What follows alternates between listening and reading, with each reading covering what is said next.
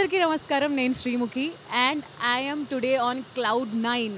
Yes, in the clouds with one and only Godfather. Here he is with us, boss. Amazing. అసలు నేను లైఫ్లో ఎప్పుడు అనుకోలేదు నా ఫస్ట్ ప్రైవేట్ జెట్ ఇలాంటి ఒక ఎక్స్పీరియన్స్ ఉంటుందని చెప్పేసి. వాట్ బెటర్ అంటే ఆ దేవుణ్ణి ఆ బ్రహ్మని ఇంకేమని అడుగుతాము దీనికన్నా. అండ్ గాడ్ ఫాదర్ గారు ఇక్కడే ఉన్నారు. ఎవరికి టైం ఇవ్వని గాడ్ ఫాదర్ నాకు టైం ఇచ్చారు మాట్లాడడానికి. సార్, బిఫోర్ వి స్టార్ట్, నేను రాజకీయాలకి దూరంగా ఉన్నాను కానీ రాజకీయం నా నుంచి దూరంగా లేదు అనే మాట అసలు మామూలు సంచలనం సృష్టించలేదు. ఏ ఛానల్ చూసినా అదే చర్చ. మీ చిన్న వాయిస్ క్లిప్కి ఇంత ఇంత ఇదవుతుందని మీరు ఎప్పుడన్నా అనుకున్నారా? నేను ఊహించలేదు ఈ particular dialogue. Correct sir. And నేను రాజకీయాలకి దూరంగా ఉన్నాను కానీ రాజకీయం నా నుంచి దూరం కాలేదు అనే ఈ డైలాగు ఇంత రెపుల్స్ని క్రియేట్ చేస్తుందని మాత్రం నేను ఊహించలేదు. It is good one way. Yeah. So God father అనే సినిమా విషయానికి వచ్చేస్తే సార్, ఇది ఒక Malayalam movie remake. Megastar Chiranjeevi గారు అసలు ఎలాంటి హీరోయిన్ లేకుండా పాటలు లేకుండా ఇలాంటి ఒక సబ్జెక్ట్ని ఎంచుకోవడానికి కారణం ఏంటి? రైట్, అంటే ఆల్ దీస్ ఇయర్స్ నేను ఏ సినిమా చేసినా హీరోయిన్ లేకుండా కానీ సాంగ్స్ లేకుండా కానీ దాదాపుగా లేవు. అండ్ దాని మూలంగా ఒక కొత్తదనం ఇవ్వాలి అని ఎప్పటికప్పుడు ప్రయత్నించాను. నాకు ఎట్ దిస్ జంక్చర్ ఇంత సీనియారిటీ, ఇంత ఇమేజ్ ఉన్న తర్వాత వైవిధ్యానికి నేను ఎందుకు తావివ్వకూడదన్న ఆలోచన ఉన్న నాకు ఈ మోహన్ లాల్ది ఈ లూసిఫర్ సినిమా తారసపడినప్పుడు ఇది నాకు కొత్త యాంగిల్ని నేను ఆవిష్కరించినట్లుగా ఉంటుంది. ఎందుకు చేయకూడదనే భావం రావటం, నా క్లోజ్ ఫ్రెండ్స్ సర్కిల్లో ఈ మాట చెప్పినప్పుడు అందరూ చాలా ఎంకరేజింగ్ అన్నారు. ఎందుకంటే ఈ సబ్జెక్ట్ ఎంత పవర్ఫుల్ అంటే హీరోయిన్ లేదంటని కానీ సాంగ్స్ లేవేంటని అన్న కానీ అసలు అలాంటి ఆలోచన, అలాంటి ప్రసక్తే రాకుండా అంత టైట్గా గ్రిప్పింగ్గా ఈ పొలిటికల్ డ్రామా కానివ్వండి, దాంతోపాటు ప్యారల్గా నడిచే ఫ్యామిలీ డ్రామా కానివ్వండి, ఈ ఎమోషన్స్ డెఫినెట్గా దీన్ని సీన్ తర్వాత సీన్ అట్లాగా ఎస్కలేట్ అవుతూ వెళ్తుంది కానీ ఎక్కడ ఆగి ఏంటిది అనే ఫీలింగ్ రాదు. ఆ గట్ ఫీలింగ్ తోటి ఇది నేను సెలెక్ట్ చేసుకోవడం జరిగింది.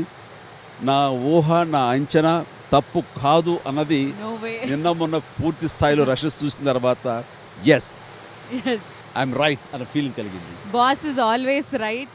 అండ్ బాస్ మూవీస్ ఎలాంటి ఏ జానర్ అయినా సరే చూడడానికి విపరీతమైన అభిమానులు ఉన్నారనే విషయం మీకు తెలిసిందే. అండ్ చిన్న టీజర్ రిలీజ్ అయింది. ఆ టీజర్లో బాస్ లుక్ చూసాము. For the first time ever Chiranjeevi గారిని మనము సాల్ట్ అండ్ పెప్పర్ లుక్లో చూస్తున్నాము. సార్, ఎలాంటి లుక్ అయినా సరే యు నేల్ ఇట్. మరి ఈ లుక్ వెనక అసలు ఎంత హోంవర్క్ జరిగింది, ఎలా అసలు? ఈ క్యారెక్టర్ పరంగా నేను చూసుకుంటే ఇది ఒక వెల్ మెచ్యూర్డ్ క్యారెక్టర్ అండ్ సంపూర్ణ నాయకత్వం ఉన్నవాడు, జీవితాన్ని కాచి వడపోసినటువంటి వ్యక్తిత్వం. సో అలాంటి సంపూర్ణత్వం అన్నది ఎప్పుడు వస్తుందంటే నడి వయసు దాటిన తర్వాతే వస్తుంది. సో అలాంటి జీవితాన్ని కాచి వడపోసిన వాడికి ఈ salt and pepper look and చిన్న streaks of white hair, grey hair ఇవన్నీ ఉండటం అన్నది ఒక నిండుతనాన్ని కలగజేస్తున్న భావం నాకు వచ్చినప్పుడు నేను డైరెక్ట్గా వాళ్ళకి చెప్పడం జరిగింది. అండ్ కెమెరామెన్ వాళ్ళందరూ కూడా దీన్ని అప్రిషియేట్ చేశారు. సో ఆ విధంగా ఈ గడప వేసుకోవాలనిపించింది. నేను ఫస్ట్ టైం ఈ రకంగా వేయటం. పాత్ర గాడ్ ఫాదర్ అనే సినిమా సీరియస్ అయినప్పటికీ, పాత్ర సీరియస్ అయినప్పటికీ, మాలాంటి అమ్మాయిలు ఎవరైతే అభిమానులు ఉంటారో ఈ లుక్లో మీరు చాలా హాట్గా ఉన్నారు. అండ్ అసలు తట్టుకోలేకపోతున్నాము. బట్ వద్దు 10,000 అడుగుల ఎత్తులో ఉన్నాం. మెగాస్టార్తో పాటు నయనతార గారు ఉన్నారు ఈ సినిమాలో. అండ్ చాలా ఇంపార్టెంట్ పాత్రని పోషిస్తున్నారు ఆవిడ, ప్రియా అని. సో ప్రియా గురించి మీ మాటల్లో అసలు?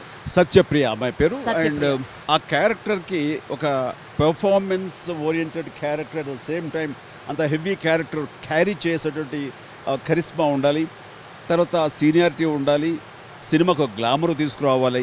ఎన్ని కోణాలను చూస్తే కనుక నయనతార పెర్ఫెక్ట్గా అందరికీ ఒకేసారి అనిపించడం, తన అప్రోచ్ అయితే కనుక తను వెంటనే ఈ సినిమా చేస్తాను ఉత్సాహం చూపించడం అన్నది మాకందరికీ ఎంతో ఎంకరేజింగ్ అనిపించింది.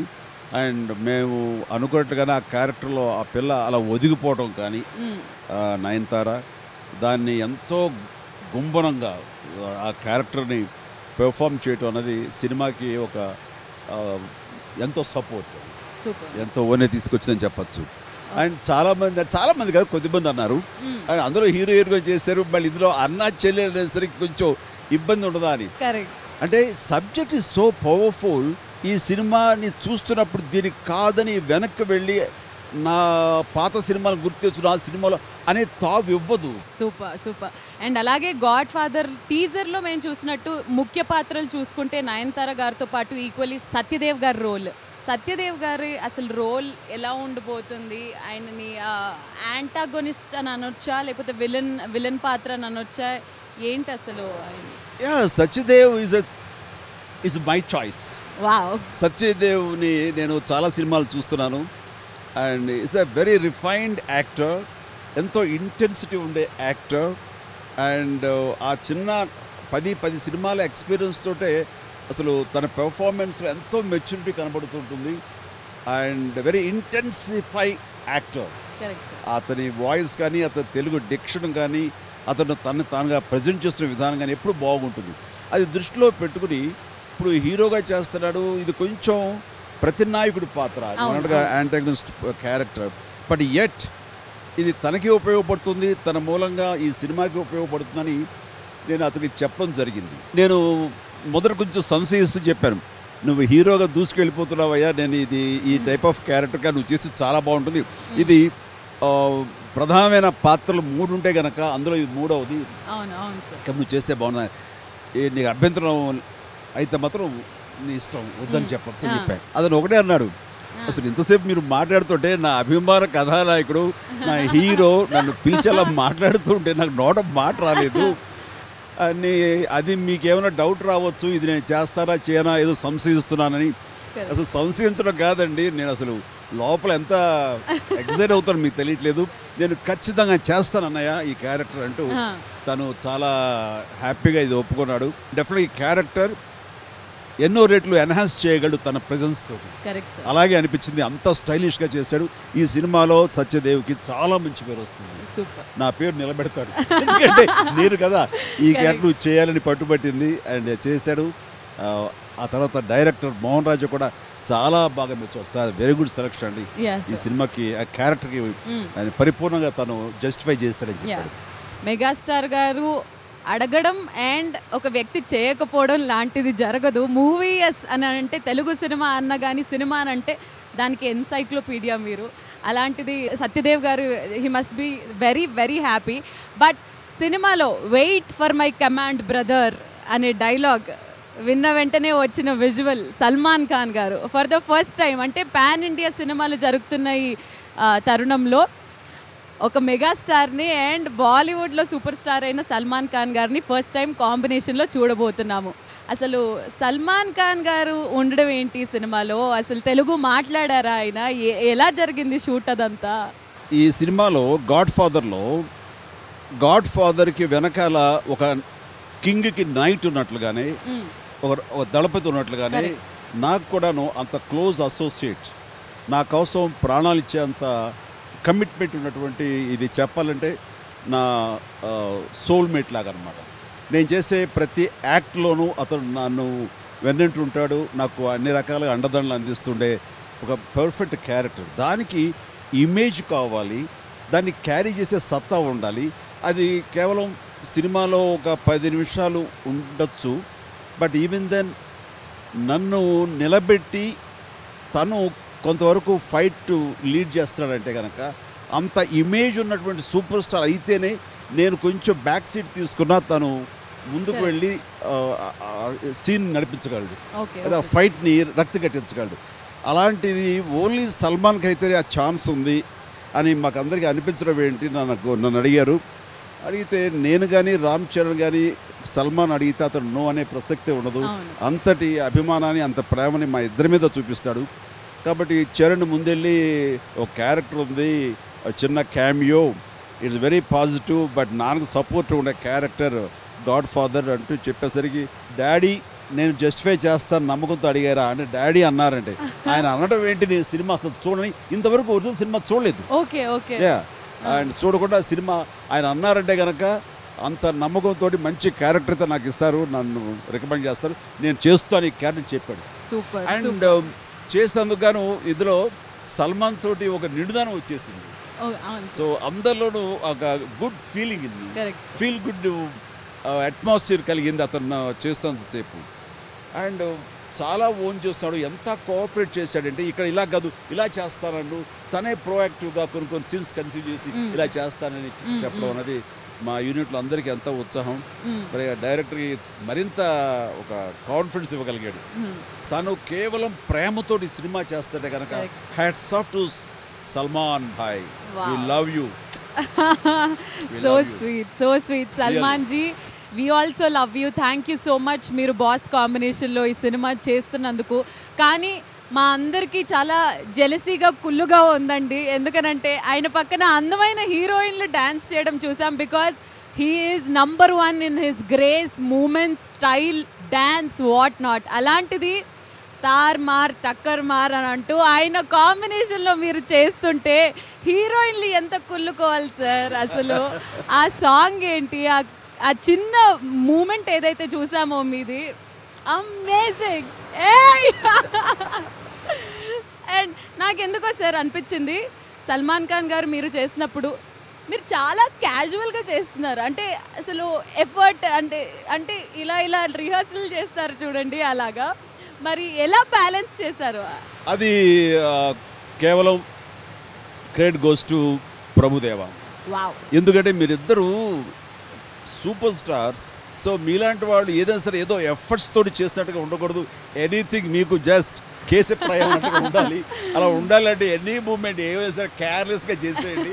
అదొక యాటిట్యూడ్తో చేస్తే కనుక అది కూడా రాణిస్తుందని తను, అలాగే మన మోహన్ రాజా వీళ్ళందరూ అనుకుని మాతో అలా చేయించాలని. అండ్ మా ఇద్దరి బిహేవియర్ కూడా సినిమాలో చిన్న కేర్లెస్ యాటిట్యూడ్ ఉంటుంది. అండ్ అది it gel very well with the characters and that scene. అందుకని అది చాలా బాగా వచ్చింది అనుకుంటున్నాను. అఫ్ కోర్స్ రిలీజ్ అయిపోయింది కాబట్టి ఇప్పటికే కొంచెం ఉప్పు అందింది, ఊపు వచ్చింది.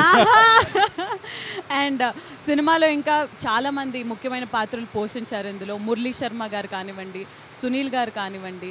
సో మీకు అంటే లైక్ మీకు పర్సనల్లీ మీతో ఒక అసిస్టెంట్ లాగా ఉండింది సునీల్ గారు. సునీల్ అండ్ మురళీ బ్రహ్మాజీ వీళ్ళందరూ కూడా ఉన్నారు. అండ్ షఫీ వీళ్ళందరూ ఉన్నారు. చాలా మంది Samuthirakani, very good character. And చాలా బజ్ క్రియేట్ చేసిన ఇంకో వ్యక్తి ఎవరనంటే జర్నలిస్ట్గా పూరి జగన్నాథ్ గారు ఒక అద్భుతమైన పాత్రను పోషిస్తున్నారు అనే న్యూస్ బయటకు వచ్చినప్పటి నుంచి డైరెక్టర్ గారు ఏంటి, యాక్టింగ్ చేయడం ఏంటి, అసలు చిరంజీవి గారి సినిమాలో వెరీ సీరియస్ జర్నలిస్ట్ రోల్ అని అంటే చాలా క్యూరియాసిటీ ఉంది. సో పూరి గారి గురించి మీ మాటల్లో సార్. ఇందులో ఒక యూట్యూబర్ క్యారెక్టర్ ఉంది. తను చెప్పాలంటే డైరెక్టర్స్ వాయిస్, అంటే జరుగుతున్న స్టోరీని ఒక నెరేటివ్గా ఎవరో ఒక నెరేట్ చేయాలి. అది ఎవరు పెట్టుకుందాం, ఎవరు ఏ యాక్టర్ల గురించి మోహన్ రాజా ఆలోచిస్తున్నప్పుడు నేను ఈ పాండమిక్ టైంలో పూరి జగన్నాథ్ పాడ్కాస్ట్లు కానీ పూరి జగన్నాథ్ వీడియోస్ కొన్ని వీడియోస్ జనరల్ టాపిక్స్ మీద మాట్లాడినవి నేను చూసి భలే ఉంది అనుకున్నాను. ఎప్పుడైతే అదే యూట్యూబర్ క్యారెక్టర్ మన సినిమాలో ఉండేసరికి నాకు అనిపించింది, రాజా మనం ఎందుకు పూరి జగన్నాథ్ని పెట్టుకోకూడదని. ఏంటి సార్ అది చేస్తారా అన్నాడు. ఎందుకు చేయరు చెప్పాడు. సార్ మీరు ఒక మాట చెప్తే బ్రహ్మాండంగా ఉంటుంది సార్, ఆయన టిపికల్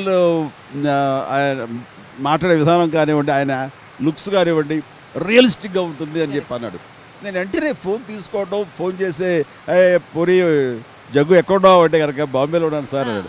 ఇలా మాలో క్యారెక్టర్ చేయాలి సార్ నేను చస్తే చేయను సార్ అన్నాడు. అవును అసలు ముందు అయిన తర్వాత ఏం పూరి అని, లేదు సార్ నాకు అసలు ఇలా యాక్చువల్ చేసి చూపిస్తాను కానీ కెమెరా ముందు నిలబడాలి నా వల్ల కాదు అది అన్నాడు. ఏదో ఒక సినిమాలో ఒక షార్ట్ చేయడానికి ఒడుకొచ్చేసింది, అలాంటిది మీ ముందు ఇంత లెంగ్దీ క్యారెక్టర్ చేయాలంటే నా వల్ల కాదు అన్నాడు.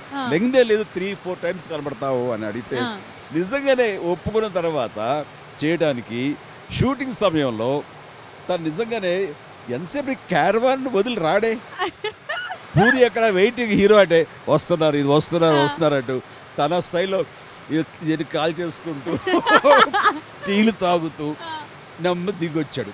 చార్మి వచ్చింది. ఏంటి చార్మి అంటే ఆయన అసలు షివరైపోతున్నాడు, ఎందుకు నాకు పరీక్ష నాకు అవసరమా. వచ్చిన తర్వాత చేశాడు.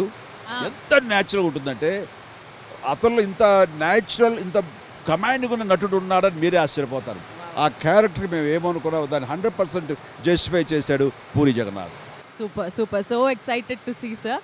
అండ్ తర్వాత అలాగే ఒక క్యారెక్టర్ యాక్టర్గా రావు గోపాలరావు గారు అయిపోయిన తర్వాత ఇంకెవరున్నారు అలాంటి క్యారెక్టర్స్ అనుకున్నప్పుడు వాళ్ళ అబ్బాయి రావు రమేష్ ఉన్నా సరే ప్యారలల్గా మరొక వ్యక్తిగా మన శర్మ గారు, మురళీ శర్మ గారు ఈ సినిమాలో ఆ క్యారెక్టర్ చేసిన విధానాన్ని పోషించిన విధానం కానీ ఒక టిపికల్ ఇది అంటే అవకాశవాది ఆ క్యారెక్టర్ అసలు ఎంత బాగా చేశారంటే చాలా ముచ్చనిపించింది. ఆయన కూడా అంత బాగా చేశారు. అట్లాగే సునీల్, పుష్ప తర్వాత విలన్గా చేసే సునీల్ ఇందులో మంచి క్యారెక్టర్ చేశాడు. అది కూడా కొంచెం మీకు థ్రిల్ ఇచ్చే క్యారెక్టర్ అవుతుంది. అలాగే చిన్న చిన్న క్యారెక్టర్ చేస్తే సరే మంచి పవర్ఫుల్ క్యారెక్టర్, అర్థవంతమైన క్యారెక్టర్ చేసిన షఫీ కానివ్వండి, గెటప్ సీను కానివ్వండి, వీళ్ళు దీంతో పాటు వెరీ పవర్ఫుల్ పోలీస్ ఆఫీసర్ సముద్ర ఖని ఎక్సలెంట్ చేశారు. అండ్ మురళీమోహన్ గారు గౌరవార్థంగా చిన్న క్యారెక్టర్, పెద్ద ఆయన క్యారెక్టర్ చేశారు. ఇట్లాగా ప్రతి ఒక్కళ్ళు ఆయా క్యారెక్టర్స్లో రాణించి మెప్పించి ఈ సినిమాకు నిండుదనాన్ని కలగజేశారు. So thanks to each and every one. And Divi అనే ఆ అమ్మాయి కూడా ఒక చక్కటి క్యారెక్టర్, ఒక purposeful character, very emotional character, sentimental character తను బాగా చేశారు. అండ్ తర్వాత ఇందులో ఒక సీఎంగా మంచి సీఎంగా ఉంటారు పీకేఆర్ అని. అది ఎవరిని పెట్టాలి ఏంటి అని అంటే ఒక చాలా పవిత్రమైన character, very serious and sincere character CM. అలాంటి క్యారెక్టర్ ఎవరు అనుకున్నప్పుడు నాకు సిరివెన్నెల్లో సరదమన్ బెనర్జీ ఉన్నాడు కదా, అతను కూడా ఆ క్యారెక్టర్ ఎంత బాగా సూట్ అయ్యాడంటే అంత ఇంత కాదు, చాలా బాగా అన్ని అలా కుదిరి ఈ సినిమాలు అన్ని క్యారెక్టర్స్. గాడ్ ఫాదర్ టీజర్ చూసిన తర్వాత ఫ్యాన్స్ అందరూ వెయిటింగ్, మెగా ఫ్యాన్స్ అందరూ వెయిటింగ్. అండ్ ముఖ్యంగా ఇప్పటివరకు జరిగిన కాన్వర్జేషన్లో మీరు ప్రతిసారి మోహన్ రాజా గారు the captain of the ship గురించి చాలాసార్లు ప్రస్తావన వచ్చింది సార్. సో మోహన్ రాజా గారు చాలా ఏళ్ళకి గాడ్ ఫాదర్ అనే సినిమాతో వస్తున్నారు. సో డైరెక్టర్ గారి గురించి అండ్ ఆయనతో వర్క్ చేసిన ఎక్స్పీరియన్స్ గురించి మాతో షేర్ చేసుకుంటాం. అతను తన్ని ఒరువన్ అంటే తెలుగులో ధ్రువ. అవును సార్. ఆ తన్ని ఒరువన్ ఎంత స్టైలిష్గా తీశాడు, వెరీ స్లీక్ సబ్జెక్ట్, బట్ దాన్ని చాలా ఇంట్రెస్టింగ్గా తీసుకొచ్చాడు. స్క్రీన్ ప్లేలో చాలా చక్కగా చూపించాడు ఎడిటింగ్ నైపుణ్యంతో. నాకు అతను గుర్తు రాగానే వెంటనే అతను కాంటాక్ట్ చేసాము, చేయగానే వెంటనే సార్ డెఫినెట్ చేస్తాను సార్, నాకు చాలా ఇంట్రెస్ట్ అన్నాడు. దీన్ని ఇలాగా అనుకుంటున్నావు, నువ్వు ఎలా అనుకుంటున్నావు అంటే తను కొన్ని సీన్లు కూర్చున్నాడు. ఇక్కడ మాకు డిస్కషన్ మాకు హెల్ప్ అయిన వ్యక్తిలో ప్రధానంగా చెప్పాల్సింది నాకు సత్యానంద్ గారు. ఆయనకి నాకు బాగా చూడండి, నా సినిమాలు అన్నింటిలో కూడా నేను ఆహ్వానిస్తున్నాను, కూర్చుంటాను, మంచి చెడులన్నీ డిస్కస్ చేసుకుంటాం. అలాగా మా అందరి సపోర్ట్ తోటి మేము కన్సిడర్ చేసిన సీన్ని తను ఓన్ చేసుకుని చాలా స్టైలిష్గా తీసాడు. ఎస్పెషల్లీ చాలా చోట్ల స్క్రీన్ ప్లే వావ్ అనిపిస్తుంది. బ్యాక్ అండ్ ఫోర్త్ ఎడిటింగ్లో ఆ రకంగా కన్సీవ్ చేసి ప్రతి సీన్ని హై ఈ లెవెల్కి తీసుకెళ్తాడు. సో ఎక్స్పెక్ట్ నాకు తను వాళ్ళ నాన్నగారితో నేను హిట్లర్ చేసినప్పుడు ప్రొడ్యూసర్గా అప్పుడు చిన్న కుర్రోడుగా సెట్కి వస్తుండేవాడు.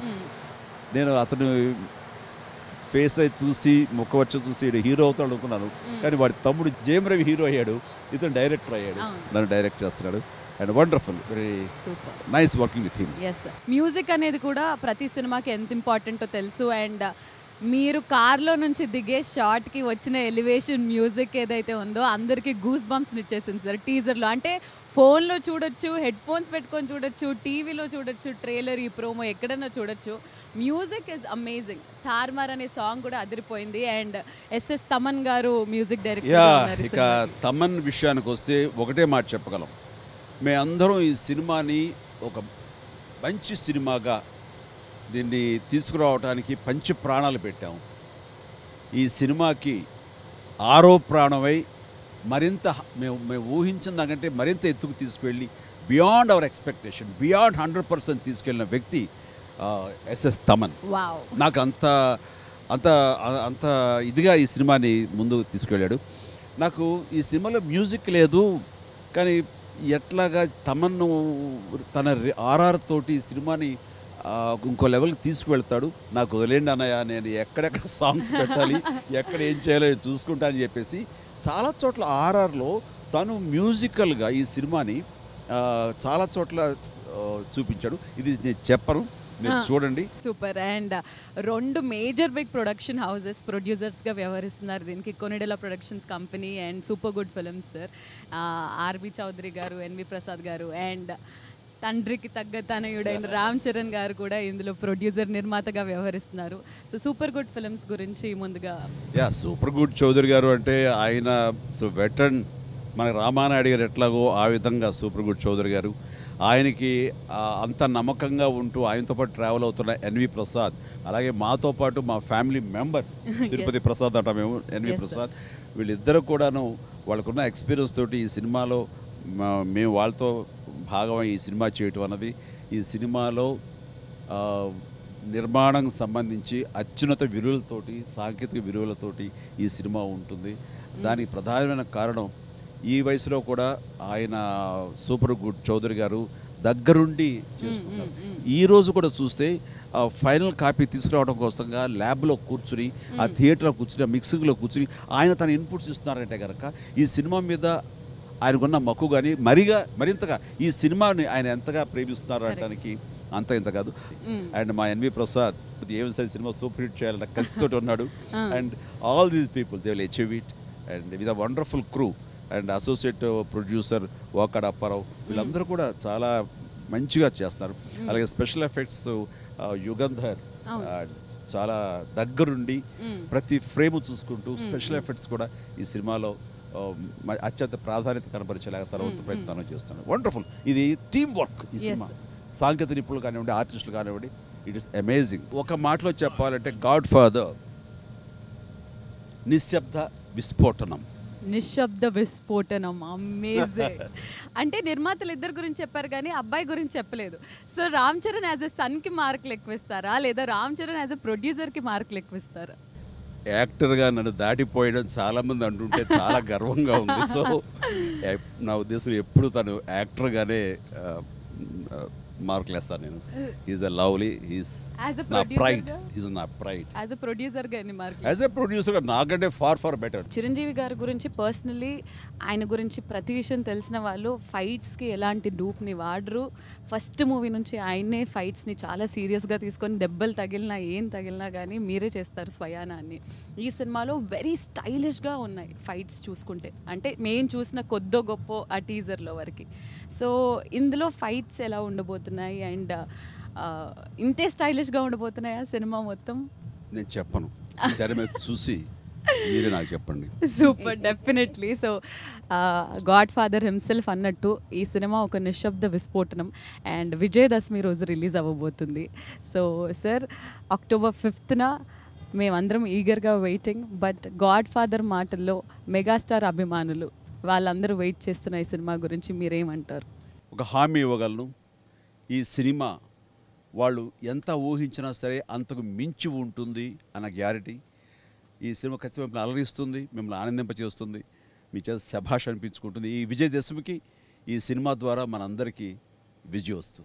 ఆయన క్యారెక్టర్ పేరు బ్రహ్మ ఈ సినిమాలో, గాడ్ ఫాదర్ బ్రహ్మ. నిజంగానే గాల్లో ఆ బ్రహ్మతో మాట్లాడిన ఈ అదృష్టాన్ని నాకు ఇచ్చినందుకు thank you so much sir. So lovely అమ్మ, చాలా బాగా చేసావు, చాలా ఇంట్రెస్టింగ్ ఉంది.